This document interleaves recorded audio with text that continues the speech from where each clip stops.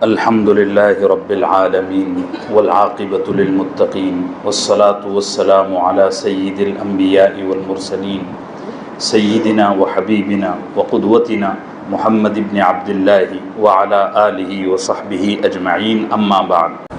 قال تعالى في كتابه المجيد والفرقان الحميد: أعوذ بالله من الشيطان الرجيم بسم الله الرحمن الرحيم. سيقول السفهاء من الناس ما ولاهم عن قبلتهم التي كانوا عليها قل لله المشرق والمغرب يهدي من يشاء إلى صراط مستقيم. وقال النبي صلى الله عليه وسلم: إن اليهود لا يحسدون على شيء كما يحسدون على يوم الجمعة التي هدانا الله إليها وضلوا عنها وعلى القبلة التي هدانا الله إليها وضلوا عنها وعلى قولنا خلف الإمام آمين. أخرجه الإمام أحمد بن حنبل في مسنده عن عائشة رضي الله عنها. صدق الله العظيم وصدق رسوله النبي الكريم. معزز حاضرین گرامی قدر، گزشتہ ہفتے مسئلہ فلسطین یا یوں کہیے مسئلہ فلسطین اور مسئلہ مسجد اقصیٰ کا ہمارے پاس کیا حل ہے، اس سلسلے میں کچھ ضروری گزارشات آپ کے سامنے عرض کر دیا. وہ گزارشات ایسی تھیں جن کو ہماری بڑی اکثریت مس کر رہی ہیں، بھلا رہی ہیں، تو ان کو عرض کر دیا گیا. ویسے بہت سارے پلان ہیں، بہت ساری تجاویز ہیں، بہت ساری تدابیر ہیں جن کو ہم اپنی زندگی میں لائیں تو انشاءاللہ مسجد اقصیٰ بازیاب ہو سکتی ہے. اگر ان میں سے کچھ پر بھی عمل ہو جاتا ہے تو بہت بڑی بات ہے. جیسے میں نے ایک سب سے اہم بات کہا تھا کہ نماز فجر کا اہتمام کیا جائے، جماعت کے ساتھ اس کو پڑھا جائے. فلسطین کا مسئلہ ڈائریکٹ اس سے جڑا ہوا ہے. اسی طریقے سے سودی لین دین سے اپنے آپ کو بچایا جائے. اللہ ہم کو عمل کی توفیق نصیب فرمائے. پھر اس کے بعد میں نے مسجد اقصیٰ اور ملک شام کے یعنی فلسطین کے فضائل بیان کرنا شروع کیے. آغاز یہاں سے کیا تھا کہ قرآن کریم میں بے شمار آیتیں ہیں جس میں سرزمین شام، فلسطین اور مسجد اقصیٰ کی فضیلت کو بیان کیا گیا. میں نے 10 آیتیں منتخب اور سلیکٹ کر کے آپ کے سامنے پیش کیا تھا. ان 10 کی 10 آیتوں میں اللہ نے ملک شام اور فلسطین کے بارے میں قرآن کریم میں یہ وعدہ کیا ہے کہ ہم نے اس سرزمین کو بابرکت بنایا ہے، بڑی برکت والی سرزمین. اللہ سے دعا کریں کہ اللہ ہم کو وہاں کی زیارت نصیب فرمائے، قبولیت کے ساتھ نصیب فرمائے. پھر اس کے بعد ہم احادیث شریفہ کی طرف متوجہ ہوئے تھے. تقریباً میرے سامنے ابھی اس وقت اگر میں میری فہرست بھی دیکھوں، درمیان میں جب تشریح ہوتی ہے تو حدیث پر حدیث کھلتی جاتی ہے، تو میرے سامنے اس وقت 33 احادیث ہیں 33، جس میں سرکار دو عالم صلی اللہ علیہ وسلم نے مسجد اقصیٰ کے فضائل کو بیان کیا گیا ہے. سرکار دو عالم صلی اللہ علیہ وسلم نے اپنی مجلسوں میں مسجد اقصیٰ کا تذکرہ زندہ کیا. اور اگر آپ حضرات صحابہ اکرام کو دیکھیں، اس کے بعد سلف صالحین کو آپ دیکھیں، تو ان کے دور میں بھی مسجد اقصیٰ اور فلسطین کو ہر مجلس میں ذکر کیا جاتا تھا، باتیں ہوا کرتی تھیں. بھئی یہی تو وجہ ہے کہ جب میں احادیث پر گیا نا تو کئی احادیث مجھے ملی جس میں فضائل اقصیٰ کو بیان کیا گیا ہے. کوئی آدمی اگر اپنی باتوں میں 10 باتوں میں ایک بات کوئی ایک ٹاپک سے کہے تو اس کا یہی تو مطلب ہوگا کہ وہ آدمی اپنی اس چیز کو ذکر کر رہا ہے اور وہ چیز اس کی محبوب اور پسندیدہ ہے. تاریخ میں مسلمانوں نے مسجد اقصیٰ کو جو بھلانا شروع کیا وہ عثمانی خلافت کے بعد سے. بات واضح ہو رہی ہے؟ عثمانی خلافت جب شروع ہوئی تو وہاں سے مسجد اقصیٰ مسلمانوں کے دل سے اس کی عظمت اور توقیر گھٹتی گئی. اور اب تو صورتحال یہ ہے کہ ہماری اس نسل سے مراد 5-6 سال کے بچے نہیں، 15, 16, 17, 18 سال تک کے بچوں کو مسجد اقصیٰ کی پہچان بھی نہیں ہے. اگر ان سے تفصیلات پوچھی جائیں تو آئیں بائیں شائیں کریں گے. زیادہ سے زیادہ فوٹو دیکھ کر یہ بول دیں گے کہ یہ مسجد اقصیٰ ہے. اگر اس کے بارے میں کچھ پوچھا جائے تو کچھ پتہ نہیں. بہت اچھے لوگوں کو میں نے دیکھا، یعنی دینی اعتبار سے جن کا اپنا ایک مشغلہ ہے، ان کو میں نے دیکھا کہ وہ مسجد اقصی کے بارے میں صرف اتنا جانتے ہیں کہ یہ ہمارا پہلا قبلہ تھا، اور ہمارے نبی صلی اللہ علیہ وسلم نے ایک مدت تک اس کی طرف رخ کر کے نماز ادا فرمائی۔ اس سے زیادہ بہت کم لوگوں کو پتہ ہے۔ تو آپ سے گزارش کروں گا کہ آپ جو ہے نا اپنے گھروں میں، اپنی مجلسوں میں، جہاں نکڑ پر آپ کھڑے رہتے ہیں، ابھی تو چونکہ وہ موضوع چل ہی رہا ہے میڈیا پر، اس لیے ابھی اس کا کوئی ذکر کرنا کوئی معنی خیز نہیں ہے۔ جب میڈیا اس معاملے کو دبا دے، یہ وار رک جائے، اور پھر آپ اس کو اپنی مجلسوں میں ذکر کریں، تو میرا خیال ہے یہ سرکار دو عالم صلی اللہ علیہ وسلم کی ایک سنت مبارکہ کا احیاء ہے۔ یہ تو بہت دور کی بات ہے، ہم لوگ تو عام لوگ ہیں۔ میں نے دینی مجالس میں دیکھا کہ اس حوالے سے بہت کم ہی گفتگو ہوتی ہے، اور جب اس کو میں نے تلاش کرنا شروع کیا تو خلافت عثمانیہ کے بعد سے یہ حال ہوا۔ ایک یہودی ہے، بعد میں پھر وہ مسلمان ہوا تو اس کا نام اسد رکھا گیا۔ اس نے اپنی تحریروں میں یہ بات لکھا، اب یہ وہ 100-150 سال پرانا آدمی ہے، اس کی کتابوں میں اس نے یہ بات لکھی ہے کہ میں جب مسجد اقصی گیا تو میں نے مسجد اقصی میں دیکھا کہ یہاں کوئی مسلمانوں نے نظام نہیں بنایا ہوا ہے۔ یہاں نہ ہسپتال ہیں، نہ مسجد کے آس پاس درخت لگائے گئے ہیں، نہ مسجد میں وضو کے لیے صاف شفاف پانی ہے، کوئی نظام نہیں۔ یہ اس نے ابھی 200 سال پرانی بات لکھی، وہ 200 سال پرانا آدمی ہے۔ اور اس سے پہلے یعنی خلافت عثمانیہ کے دور سے پہلے ہم مسجد اقصی کو اگر دیکھتے ہیں تو ہمارے جتنے اکابرین اور محدثین نظام ہیں، ان کے یہاں یہ معمول تھا تقریباً کہ وہ حج یا عمرے کے لیے جاتے تو احرام مسجد اقصی سے باندھتے۔ اس کی مستقل فضیلت ہے، میں آگے بتاؤں گا کہ اگر آپ کبھی عمرے کے لیے یا حج کے لیے جا رہے ہیں تو احرام مسجد اقصی سے باندھو، تو اس کے فضائل ہیں۔ اللہ ہمارے لیے آسان فرمائے۔ تو اگر آپ کو توفیق ملے تو آپ اس چیز کی کوشش کرنا کہ ایک عمرہ مسجد اقصی سے کریں گے یا ایک حج انشاءاللہ مسجد اقصی سے کریں گے۔ اللہ ہمارے لیے آسانیاں اور سہولتیں میسر فرمائیں۔ تو ایک گزارش یہ ہے کہ ہم اپنی مجلسوں میں، اپنی بیٹھکوں میں، اپنی ایسی بے تکلف پروگرام جہاں ہم کھل کر کسی موضوع پر بات کر سکتے ہیں، مسجد اقصی کا مذاکرہ ہونا چاہیے۔ یہ کہیں نہ کہیں ہماری آنے والی نسل تک بھی ایک پیغام پہنچے گا، ورنہ تو بس ختم ہے معاملہ۔ اللہ ہم سب کو یہ عظمت نصیب فرمائے۔ میں نے کچھ حدیثیں آپ کے سامنے بیان بھی کر دیا تھا، 33 احادیث میں سے کچھ احادیث بیان بھی کر دیا تھا جس میں مسجد اقصی کے فضائل بیان کیے گئے ہیں۔ سرکار دو عالم صلی اللہ علیہ وسلم کے بارے میں آتا ہے کہ آپ صلی اللہ علیہ وسلم کو معراج یہیں سے کروائی گئی۔ دیکھیے ایک چیز ذہن میں رکھیے، معراج کے 3 حصے ہیں، ایک اسراء، ایک اعراج اور ایک معراج۔ اسراء مطلب مکہ مکرمہ سے مسجد اقصی تک جو سفر ہے اس کو اسراء کہا جاتا ہے۔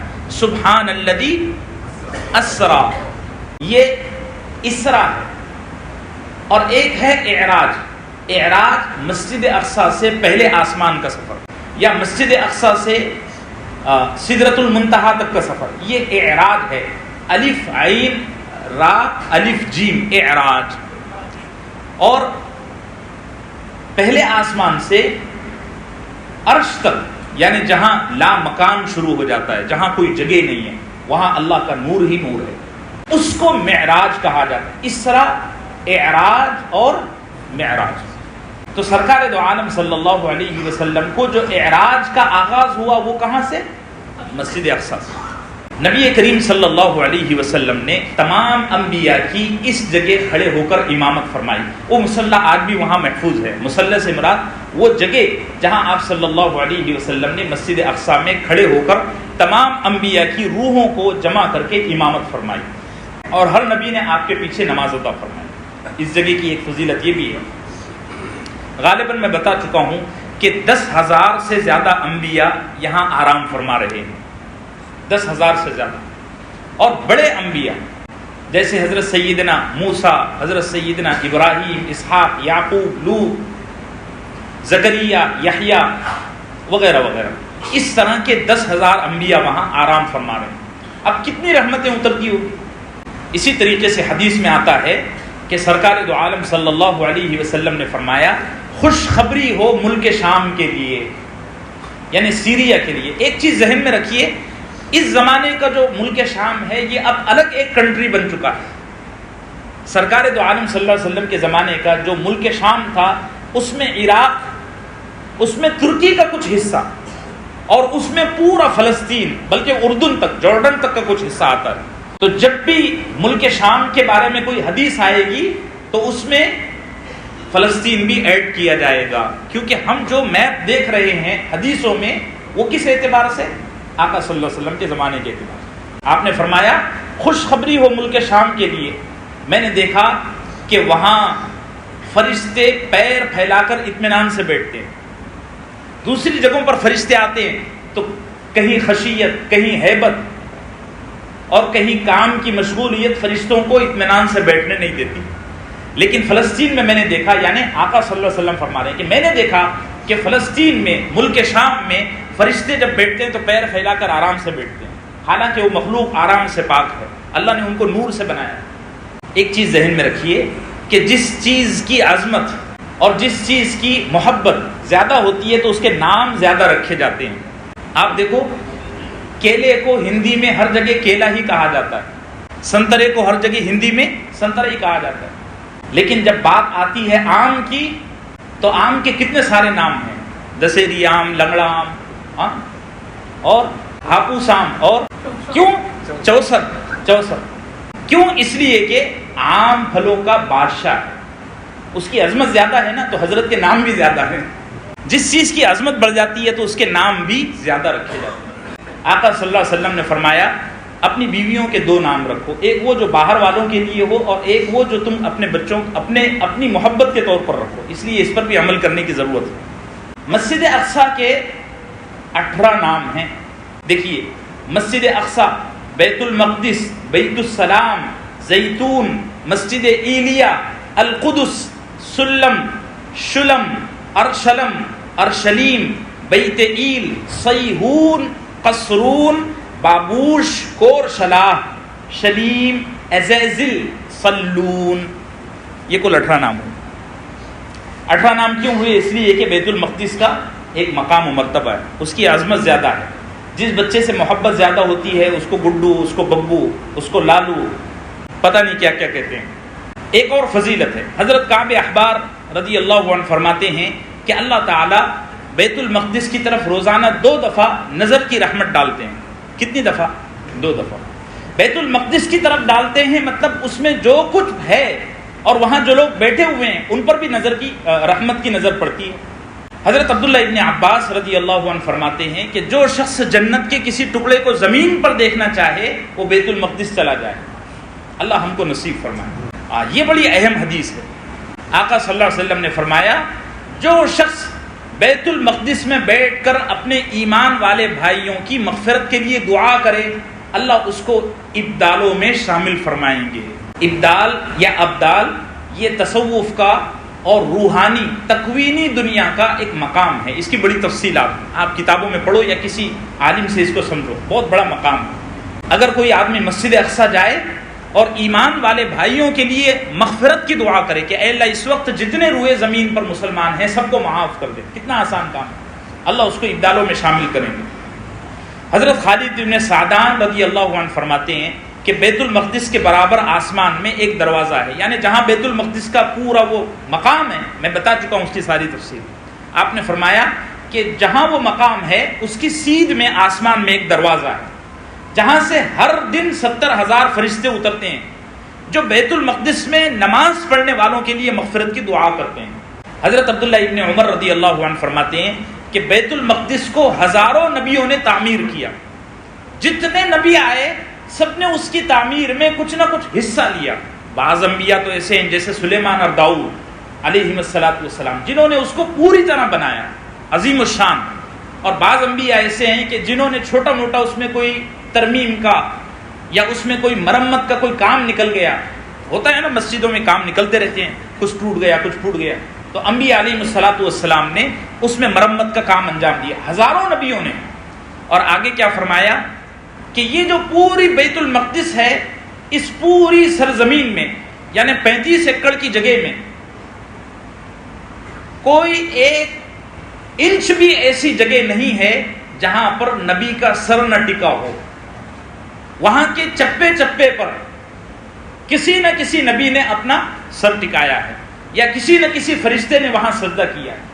اس لیے اگر ہم کو نصیب ہو جائے تو وہاں ضرور جائیں. کہ شام کی فضیلت کے حوالے سے یہ حدیث بڑی اہم ہے.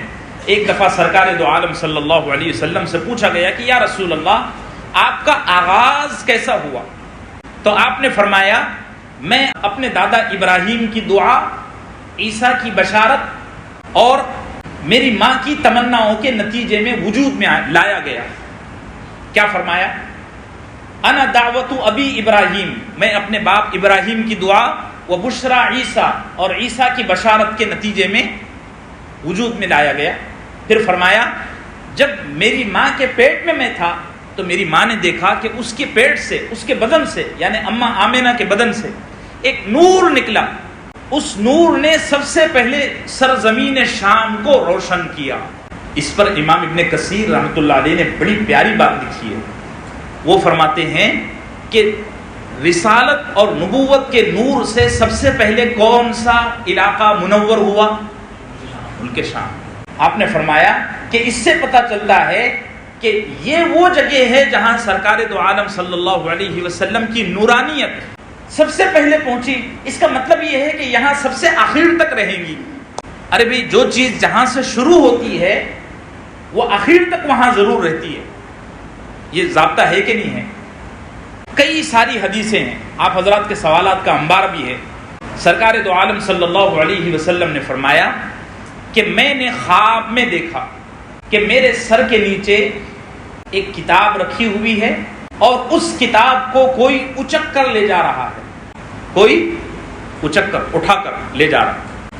میں نے دیکھا کہ وہ کون ہے اور کہاں لے جا رہا ہے. تو میں نے دیکھا کہ اس لے جانے والے نے وہ کتاب ملک شام کی طرف لے گیا.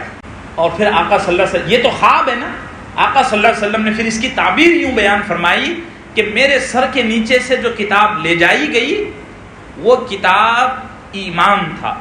کیا تھا؟ اور لے کر کہاں گیا؟ ملک شام. تو آپ نے فرمایا میری امت پر ایک وقت آئے گا کہ ان کے ایمان پر حملے کیے جائیں گے اور اپنے ایمان کو وہی بچا پائے گا جو ملک شام سے اپنا تعلق قائم کرے گا. کیونکہ لے جانے والے نے کہاں لے گیا؟ ملک شام، اور وہاں لے جا کر رکھ دیا. ٹھیک ہے، ایک اور حدیث اس کے ساتھ ملاؤ. اچھا یہ جتنی حدیثیں میں بول رہا ہوں نا یہ انتہائی اوتھنٹک ہے. اس کی صحت پر اور اس کی اوتھنٹسٹی پر کسی کو کوئی کلام نہیں.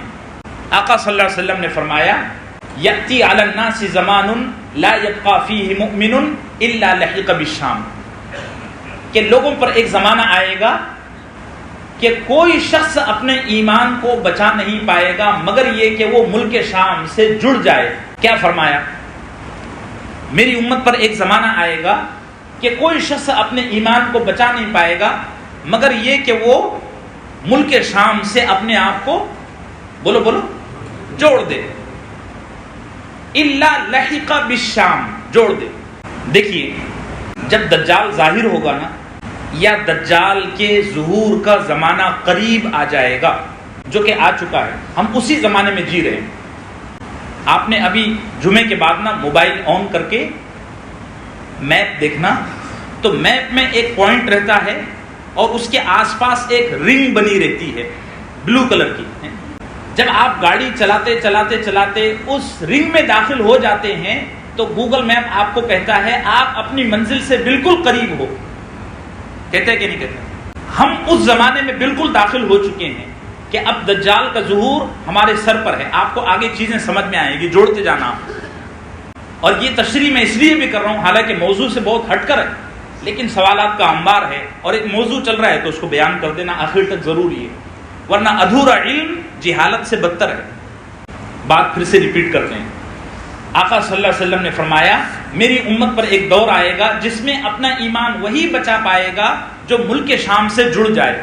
یہ حدیث ہو گئی. اب کئی حدیثوں کو ایک ساتھ ملا کر میں آپ سے عرض کرتا ہوں. حضرت سیدنا عبداللہ ابن مسعود رضی اللہ عنہ فرماتے ہیں جب دجال آئے گا اس وقت صرف 3 لوگ اپنے ایمان کو بچا سکیں گے. کتنے؟ 3 لوگوں سے مراد 3 پرسنالٹی والے لوگ. صرف 3 ہی آدمی بچا پائیں گے ایسا نہیں ہے، 3 طرح کے لوگ. ایک وہ آدمی جو سوتا رہ گیا. اچھا حدیث میں یہ بھی ہے کہ دجال دنیا کے ہر بڑے شہر میں آئے گا, ملن سگنل پر بھی آئے گا. ہاں نہیں مذاق نہیں, سچی بول رہا ہوں, یہ آقا کی حدیثوں میں ہے. وہ ہر بڑے شہر میں جائے گا اور جس بڑے شہر میں جائے گا وہ اس پورے علاقے کو اپنی فتنہ انگیزی کے گرد میں لے لے گا.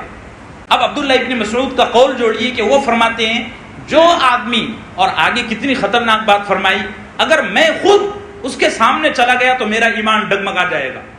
عبداللہ ابن مسعود جنہوں نے سرکار دو عالم صلی اللہ علیہ وسلم کی جوتیاں اور مسواک اٹھانے کی ذمہ داری لے لی تھی, ہمار شما کا تو کوئی مقام و مرتبہ ہی نہیں ہے, وہ کہہ رہے ہیں میں بھی اگر اس کے سامنے چلا گیا تو لڑکھڑا جاؤں گا. 3 لوگ ایسے ہوں گے جو اس وقت دجال کے فتنے سے اپنے آپ کو بچا سکیں گے. ایک وہ جو سوتا رہ گیا. کون سوتا رہ گیا؟ ملن سگنل پر آیا تھا, للن بھائی مسجد میں سو رہے تھے یا تبلیغی جماعت والے مسجد میں سو رہے تھے. ہاں وہ ملن سگنل پر آیا, یہاں نوٹنکی کیا, ڈھونگ کیا, وہ تو سارا پاکھنڈ ہوگا نا, شیطانی قوتوں کے بل بوتے پر وہ سب کرے گا نا. یہاں سب کیا, احمد بھائی اندر مسجد میں سوئے ہوئے تھے, یہاں 2-4 گھنٹے کر کے پورے علاقے کے لوگوں کا ایمان خراب کر کے چلے گیا. سب نے اس کو خدا تسلیم کر لیا, لیکن مسجد میں جو سویا ہوا تھا وہ وہاں نہیں گیا. جب یہ بیدار ہوا تو دیکھا کہ خود اس کی بیوی کافر ہو چکی ہے. بیٹا خود کہہ رہا ہے کہ وہ جو مسیح آیا تھا نعوذ باللہ وہ خدا ہے. اللہ ہم سب کی حفاظت فرمائے. ایک وہ آدمی جو سوتا رہ گیا وہ بچ جائے گا. دوسرا آقا صلی اللہ علیہ وسلم نے فرمایا وہ آدمی جو اپنی بکریوں کا ریوڑ لے کر کسی غار میں چلا گیا. چونکہ حدیث میں کیا ہے کہ دجال صرف شہروں میں جائے گا, پہاڑوں میں, گفاؤں میں, کھنڈروں میں نہیں جائے گا. آپ نے فرمایا وہ آدمی دجال کے فتنے سے محفوظ رہے گا جو اپنی بکریوں کے ریوڑ کو لے کر کہاں چلا گیا, کسی گفا میں, کسی پہاڑ میں, کسی غار میں چلا گیا, وہی ان کا دودھ دھوتا ہے اور پیتا ہے, اسی پر زندگی بسر کرتا ہے. یہ 2 لوگ ہو گئے. تیسرا وہ آدمی جو ملک شام میں مہدی کے لشکر سے جڑ گیا. ہاں یہ 3 وہ لوگ ہوں گے, یعنی یہ 3 وہ پرسنالٹیاں ہیں جو دجال کے فتنے سے اپنے آپ کو بچا پائیں گی. اب مجھے آپ بتاؤ کیا یہ ممکن ہے کہ ملن سگنل پر اتنا بڑا ڈھونگی آئے اور مسجد میں کوئی سو سکے؟ ناممکن ہے. اللہ اگر کسی پر توفیق کھول دے تو ہو سکے, یہ بھی ناممکن ہے اور یہ بھی بہت مشکل ہے. اللہ پر کسی کی توفیق کھل جائے تو بات الگ ہے. کون ایسا کر سکتا ہے کہ وہ اصحاب کہف کی طرح چند بکریوں کا ریوڑ لے کر پہاڑ میں چلا جائے؟ ہاں لیکن یہ آسان ہے کہ ہم میں سے کوئی اٹھے اور ملک شام میں مہدی کے لشکر سے جا کر جڑ جائے. یہ 3 وہ پرسنالٹیاں ہیں اور یہ 3 وہ خاکے ہیں جو دجال کے فتنے کا مقابلہ کر سکیں گی. اللہ ہم سب کو نصیب فرمائے. بہتر تو یہی ہے کہ ہم مسجد میں زیادہ سے زیادہ رہنے کا اہتمام کریں. بات واضح ہو رہی ہے. اور دجالی فتنے کا ایک علاج جو صحیح احادیث میں ملتا ہے وہ یہ بھی ہے کہ جمعے کے دن سورہ کہف کی تلاوت کر لیا کریں. ایک اور بات آپ سے عرض کر دوں, اگر آپ کو مشغولیت ستائے جمعے کے دن اور پوری سورہ کہف, چونکہ اس کا ایک بڑا احاطہ ہے, آپ پوری سورہ کہف نہ پڑھ سکیں جمعے کی نماز سے پہلے تو آپ سورہ کہف کے شروع کی 10 آیتیں پڑھ لیں. یہ بھی حدیث میں آتا ہے, لیکن مشغولیت کی وجہ سے, آلسی پن کی وجہ سے نہیں کرنا ہے. اس سے کیا معلوم ہوا, یہ جو ساری تشریح میں نے آپ سے بیان کیا, اس سے یہ معلوم ہوا کہ آخری زمانے میں ایمان کو بچانے کا ایک بہت بڑا ذریعہ بولو ملک شام ہوگا. یہ ہونا ہے اور اس کے لیے میدان سج چکا ہے. اب دنیا کتنی بھی بڑی طاقت جھونک دے وہ ذلیل ہو کر وہاں سے نکلے گی. کہو انشاءاللہ. ایک اور بات, کئی خواتین اور بچیوں کی طرف سے یہ سوال ہے اور بہت عمدہ تشریح ہے, اس چیز کو ذرا سمجھنے کی ضرورت ہے. سنن ابی داؤد اور مسند احمد کی ایک حدیث ہے, بڑی لمبی حدیث ہے. آقا صلی اللہ علیہ وسلم نے اس میں فرمایا عمران بیت المقدس خراب یسرب. آپ نے فرمایا جب بیت المقدس ڈیولپ ہوگا تو مدینہ ویران ہو جائے گا. لا سمح اللہ بذالک. لیکن یہ ہونا ہے, جب بیت المقدس ڈیولپ ہوگا تو مدینہ منورہ ویران ہو جائے گا. جب مدینہ منورہ ویران ہو جائے گا تو ورلڈ وار ہوگی، یہ بھی حدیث بتا رہا ہوں، وہ خراب یثرب خروج الملحمہ، بیت المقدس ڈیولپ ہوگا، مدینہ ویران ہوگا، مدینہ ویران ہوگا تو ورلڈ وار ہوگی۔ جب ورلڈ وار ہوگی تو آپ نے فرمایا قسطنطنیہ، جس کو آج استنبول کہا جاتا ہے، ٹرکی، یہ مسلمانوں کے ہاتھ سے نکل جائے گا۔ ٹرکی پر نظر رکھنے کی ضرورت ہے۔ آپ نے کیا فرمایا؟ مدینہ ویران ہوگا، مدینہ ویران ہوگا تو بولو بولو جنگ عظیم ہوگی، ورلڈ وار ہوگی۔ ورلڈ وار ہوگی تو مسلمانوں کے ہاتھوں سے ترکی نکل جائے گا۔ صدمے جھیلنے کے لیے اپنے سینے کو تیار رکھو، ابھی ہونا ہے۔ پھر کیا فرمایا؟ جب مسلمانوں کے ہاتھ سے استنبول اور ٹرکی نکل جائے گا تو اب دجال نکل جائے گا۔ آپ کے سامنے حضرت معاذ ابن جبل بیٹھے ہوئے تھے، آپ یہ ساری تفصیل بتا رہے تھے۔ آپ کے سامنے معاذ ابن جبل بیٹھے تھے، آپ صلی اللہ علیہ وسلم نے اس طرح کیا اور کیا فرمایا؟ بچے، یہ جو میں بیان کر رہا ہوں یہ ایسا یقینی ہے جیسا اس وقت تو میرے سامنے بیٹھا ہے، یہ ہونا ہے، اس سے کوئی مفر نہیں ہے۔ یہاں اس دھوم دھڑاکے میں ہم کو صرف اپنے ایمان کو دیکھنا ہے، بس اور کچھ نہیں۔ یہ ساری تفصیل میں اسی لیے بتا رہا ہوں۔ اب ذرا توجہ رکھو، اب تک کے جو علماء اس حدیث پر جو نوٹس اور جو تشریحات لکھتے تھے وہ الگ تھی، لیکن اب یہ 7-8 سال سے، خصوصاً یہ 7 اکتوبر کے بعد سے سارا منظر ہی بدل گیا۔ کیونکہ حدیث کیا کہتی ہے؟ حدیث یہ کہتی ہے کہ بیت المقدس ڈیولپ ہوگا تو مدینہ ویران ہوگا۔ ہم یہ دیکھ رہے ہیں پچھلے 75 سال سے کہ بیت المقدس تو ڈیولپ ہو ہی رہا ہے، یعنی اسرائیل ڈیولپ ہوا نا، ٹاپ لیول کا ہائی ٹیک سسٹم وہاں لگایا گیا، چاہے ایگریکلچر ہو، چاہے دفاعی نظام ہو، ہر اعتبار سے اعلیٰ ترین سسٹم وہاں لگایا گیا۔ یہ تو ہوتا ہوا نظر آ رہا ہے کہ فلسطین ڈیولپ ہو گیا، لیکن یہ نظر نہیں آ رہا کہ مدینہ ویران ہو رہا ہے۔ ایک ایک لفظ پر توجہ کی۔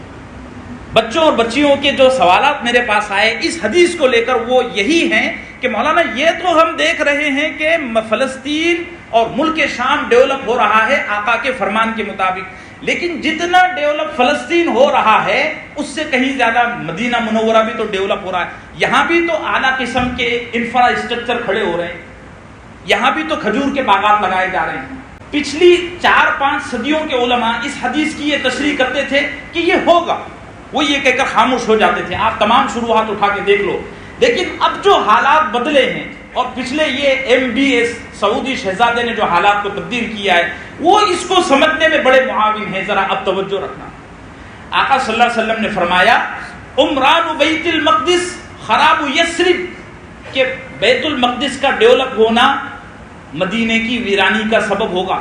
یہاں مدینے کے لیے آپ نے مدینے کا نیا نام نہیں کہا بلکہ پرانا نام کہا، یثرب۔ توجہ، یثرب کہا، مدینے کا پرانا نام۔ یہ تو آقا نے مدینے کا نام مدینہ رکھا ہے نا۔ اس پر اب علماء نے، مولانا سلامت اللہ ندوی ایک بڑے عالم ہیں، قرآن اور حدیث پر بڑی گہری نظر ہے، انہوں نے اس کو سمجھایا۔ بیت المقدس کا آباد ہونا، اس سے مراد بلڈنگوں کا کھڑا ہو جانا، ہائی ٹیک ٹیکنالوجی کا آ جانا، وکاس کا ہو جانا مراد نہیں تھا۔ مراد یہ تھا کہ بیت المقدس میں ایمان عروج پر چلا جائے گا، مدینے میں ایمان ویرانی کے لیول تک پہنچ جائے گا۔ اور ہم دیکھ رہے ہیں کہ بیت المقدس و اکناف بیت المقدس، یعنی بیت المقدس کے آس پاس لوگ اپنے خاندان کے خاندان اللہ کی عظمت کے لیے ان کے پرخچے اڑا رہے ہیں۔ ہو رہا ہے کہ نہیں ہو رہا ہے؟ ارے تمہارا خون گرم ہوتا ہے کہ نہیں ہوتا ہے؟ ذرا فجر کی نماز پڑھا کرو۔ اس مسئلے کا سیدھا تعلق ہے مسجد اقصی کی فتح سے، یاد رکھو، اس کو مس مت کرو میرے پیاروں، نوجوانوں خاص طور سے۔ فجر کی نماز، فجر کی نماز۔ مدینہ منورہ میں کیا ہو رہا ہے؟ میوزک کنسرٹ بن رہے ہیں، یہاں ایمان ویرانی کے لیول پر جا رہا ہے۔ MBS نے جو ڈیولپ کیا ہے، ویرانی سے مراد بلڈنگوں کا اجڑ جانا، ویرانی سے مراد عمارتوں کا منہدم ہو جانا، ویرانی سے مراد سڑکوں کا کچا ہو جانا لوگوں کے پیٹ میں، یہ نہیں ہے۔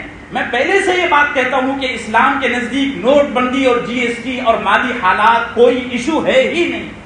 ایمان اور اسلام جب بھی بات کرتا ہے وہ کس سے؟ بولو، ایمان سے، ایمانی کیفیات سے۔ تو مسجد اقصی ڈیولپ ہو رہی ہے کس اعتبار سے؟ ایمانی اعتبار سے۔ بیت المقدس میں ایمان عروج پر پہنچ گیا۔ آقا نے فرمایا تھا قیامت کے قریب بیت المقدس خوب ڈیولپ ہوگا. وہاں ڈیولپ سے مراد یہ سب نہیں تھا. وہاں ڈیولپ سے مراد کیا تھا؟ ایمان کا لیول بلندی پر پہنچ جائے گا. اور تم مدینہ کو دیکھو گے کہ یہاں ایمان اس درجے گر جائے گا, اس درجے لوگوں کا ایمان گر جائے گا کہ یہاں بیٹھے ہوئے حکام سنیما تھیٹر ہال کھولیں گے. اللہ ان کو ہدایت نصیب فرمائے. ویسے یہ بھی بکرے لائن میں کھڑے ہوئے ہیں, ان کو بھی ذبح ہونا ہے. میں پچھلے ہفتے احادیث سنا چکا ہوں, اب بات واضح ہو گئی میرے عزیزو. چلیے, حضرت مقاتل ابن سلیمان یہ ایک تابعی ہیں, یہ فرماتے ہیں جب کوئی شخص تم سے کہے کہ چلو بیت المقدس چلتے ہیں, زیارت کر کے آتے ہیں, مقاتل ابن سلیمان فرماتے ہیں کہ اللہ کہتا ہے ان دونوں نے جو بیت المقدس چلنے کے بارے میں جو پلان بنایا ہے, میں صرف ان کو ان کے پلان کی وجہ سے مغفرت کر دیتا ہوں, ان کو معاف کر دیتا ہوں.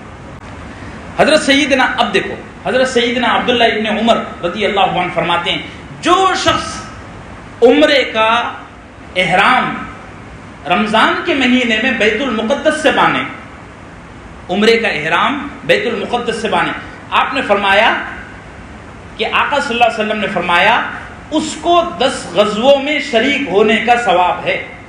غزوہ کہتے ہیں وہ جنگ جس میں آقا صلی اللہ علیہ وسلم نے شرکت کی ہو. اگر کوئی آدمی عمرے کو جا رہا ہے, رمضان کا مہینہ ہے, اور وہ احرام کہاں سے باندھ رہا ہے؟ بیت المقدس سے, تو اس کو کتنا ثواب ہے؟ 10 غزووں میں شریک ہونے کا ثواب ہے. یہ تو سب جنرل باتیں ہو گئی. اب میں 2-4 چیزیں آپ کو بتا دیتا ہوں جو اسپیشلٹی ہیں بیت المقدس کی. یعنی کچھ چیزیں ہوتا ہے نا کہ وہ خاص ہوتی ہیں اسی جگہ پر. جیسے آپ دلی دربار میں جاؤ, وہاں آپ اعلیٰ سے اعلیٰ غذائیں تو کھا لو گے, لیکن باندرا کی چائے آپ کو وہاں نہیں ملے گی. حالانکہ دلی دربار کا مقام اس باندرا کی چائے کی ہوٹل سے بہت بلند ہے کہ نہیں؟ لیکن چائے پینے کے لیے اگر آپ کو شوق ہے تو یہیں آنا پڑے گا. ایسے ہی مسجد نبوی, مسجد حرام کا بہت بڑا مقام ہے, لیکن جزوی فضیلتیں کچھ اللہ نے بیت المقدس میں ایسی رکھی ہیں کہ ان کو وہاں جائے بغیر, ایمان والے کو وہاں جائے بغیر اطمینان نہیں ملے گا. وہ لذت وہی ہے. نمبر 1, یہ جگہ ایسی ہے جس پر تمام آسمانی مذہبوں اور ملتوں کا اتفاق ہے.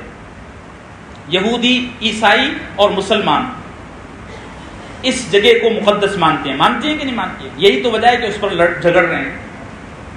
نمبر 2, دنیا میں یہ واحد جگہ ہے جہاں پر تمام مذہبی کتابیں نماز میں پڑھی گئی.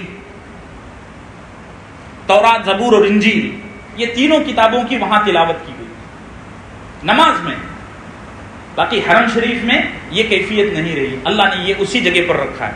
نمبر 4, یہ واحد جگہ ہے کہ یہاں تمام انبیاء کا اجتماع ہوا اور امامت کس نے کی؟ سرکار دو عالم صلی اللہ علیہ وسلم. اسی وجہ سے آپ کو امام الانبیاء کا لقب اور ٹائٹل ملا. اللہ جل جلالہ کی یہ پالیسی ہے کہ اللہ جل جلالہ وعز شانہ مذہبی مقامات کو دنیاوی لذتوں سے پاک رکھتے ہیں. اللہ کی یہ پالیسی. میں نے گزشتہ ہفتے اس پر عرض کیا تھا حاجی امداد اللہ مہاجر مکی کا ایک قول کہ اللہ نے زمزم کے کنویں میں جو پانی رکھا ہے, زمزم کا پانی ٹیسٹ کے اعتبار سے پھیکا ہے, اور مکے کی حالت یہ ہے کہ وہاں کوئی پھل نہیں اگتا. یجبا الیہ ثمرات کل شیء 20ویں پارے میں کہ وہاں دنیا کے الگ الگ مقامات سے, الگ الگ شہروں سے سبزیاں اور پھل لائے جاتے ہیں. وہاں اگتا کچھ نہیں, ہر طرف پتھر ہی پتھر ہیں. سارا فروٹ لیبیا سے آتا ہے, ساری سبزی ترکاری اب ہمارے ملک انڈیا سے جاتی ہے. وہاں کچھ اگتا نہیں ہے, کوئی لذت لینے کی کوئی جگہ نہیں ہے. بات واضح ہو رہی ہے میرے عزیزوں؟ مکے کا یہ حال ہے. دوسری طرف بیت المقدس کو اللہ نے یہ شان دی ہے کہ وہاں اخروی درجات کے بارے میں بھی اللہ نے فراوانی سے کام لیا. میں بتا چکا ہوں, حدیث میں آتا ہے کہ جو آدمی وہاں ایک نماز پڑھے اس کو کتنا ثواب؟ 1000 یا 250 نمازوں کا ثواب. اور دنیاوی اعتبار سے بہترین پھل, بہترین میوے, بہترین آب و ہوا اللہ نے وہاں رکھی ہے. اللہ ہم سب کو مقام نصیب فرمائے. آپ کو اور تفصیلات اگر پڑھنا ہو تو ایک کتاب ہے امام جلال الدین السیوطی کی, اتحاف الاخصاء بفضائل المسجد الاقصی, عربی میں ہے اور اس کے کچھ حصوں کا اردو میں ترجمہ ہو چکا ہے. اس میں آپ پڑھیے تقریباً 900 صفحات کی کتاب ہے جو اسی ٹاپک پر لکھی گئی ہے. اللہ ہم سب کے دلوں میں مسجد اقصیٰ کی عزت، عظمت اور مقام پیدا فرمائے، اور اللہ ہم سب کو اور ہماری نسلوں کو وہاں آباد فرمائے. ہم سب کو اللہ دجالی فتنوں سے محفوظ رکھے، اور اس وقت مسجد اقصیٰ میں جو جو کاروائیاں ہو رہی ہیں ہم دل و جان سے اس کی تائید کرتے ہیں. ان مجاہدین کی، ان بازیابی کے لیے لڑنے والے بے لوث اور مخلص لوگوں کی بازیابی کے لیے، کامیابی کے لیے ہم ہماتن دعا کرتے ہیں. اللہ ان کو کامیابی نصیب فرمائے، باطل کا سر مروڑ دے، باطل کا سر مروڑ دے. آپ دعاؤں کا اہتمام کریں، استغفار کا اہتمام کریں، ان کی کامیابی کے لیے ہر وقت دعا کریں، روزے رکھیں، صدقات نکالیں، نفل صدقے نکالیں. ان کے لیے بہت بڑی لڑائی لڑ رہے ہیں. میں نے حدیث جو بیان کیا آپ کے سامنے، اس میں یہ ہے کہ لحق بالشام، لحاق کہتے ہیں ایسے تعلق کو کہ آپ جسمانی طور پر تو ان کے ساتھ وہاں موجود نہیں ہیں، لیکن دل آپ کا ان کے لیے دھڑک رہا ہے. بس آپ کے ایمان کے لیے یہ بات کافی. اللہ ہم سب کو نصیب فرمائے. وصلی اللہ وسلم علی